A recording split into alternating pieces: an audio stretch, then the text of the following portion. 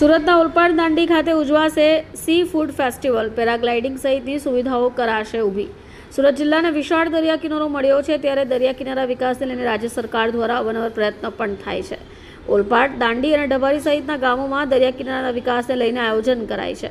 ત્રિદિવસીય ફેસ્ટિવલમાં 45થી વધારે સ્ટોલ લગાવાશે. સાથે રાજ્યમાં પ્રથમવાર પેરાગ્લાઇડિંગ સહિતની સુવિધાઓ પ્રવાસીઓને આકર્ષવા માટે ઊભી કરવામાં આવશે. કૃણાલ સેલરે જણાવ્યું કે Surat district aquaculture farmers producer ઓર્ગેનાઇઝેશનના કોઓપરેટિવ સોસાયટી લિમિટેડ અને દાંડી ગામના લોકો દ્વારા દાંડી દરિયા કિનારાના પ્રવાસી સ્થળ તરીકે વિકાસ થાય એ હેતુથી તારીખ 21થી 23/2/2025 રવિવાર સુધી સી ફૂડ ફેસ્ટિવલ 2025નું આયોજન થવા જઈ રહ્યું છે. કાર્યક્રમનો હેતુ માત્ર ગામ અને ગામના દરિયા કિનારાના પ્રવાસી સ્થળ તરીકે વિકાસ થાય અને રોજગાર મળે તે છે.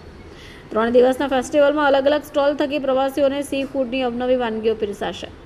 પેરાગ્લાઇડિંગની સાથે ભારત પાકિસ્તાનની મેચ હોવાથી વિશાળ LED સ્ક્રીન લગાવી પ્રવાસીઓ દરિયા કિનારે મેચની મજા માણી શકાય એવી વ્યવસ્થા ઊભી કરાશે. આવાગમનને લઈને પણ બસ સહિતની સુવિધાઓ ઊભી કરવામાં આવશે. મારું નામ અખિલેશ ખલાસી છે અને સુરત FFPOનો પ્રમુખ છું અને સેક્રેટરી ગાફડાનો છું, જે એક્વાકલ્ચરની એસોસિએશન છે. આ ઇવેન્ટનો મુખ્ય હેતુ એ છે કે અમારા દાંડી ગામનો વિકાસ થાય અને સુરતને એક નવું પ્રવાસન સ્થળ મળે, જેથી કરી જે આ સુરતનો ક્લીનેસ્ટ બીચ છે, જે મોરાભાગરથી 18 કિલોમીટરના અંતરે આવેલો છે અને ત્યાં સૌપ્રથમ ગુજરાતમાં પેરાગ્લાઇડિંગ અને મોટર એર શો થવાનો છે, જે પુણેની પ્રોફેશનલ ટીમ આવવાની છે, જે એર ફોર્સને બી ટ્રેનિંગ આપે છે.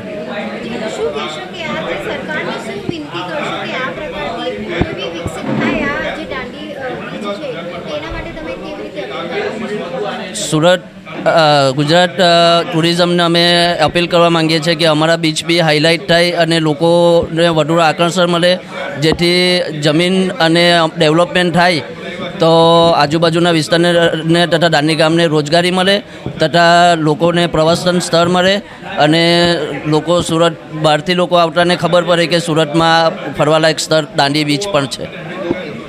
બ્યુરો રિપોર્ટ, ચેનલ આઈ વિટનેસ.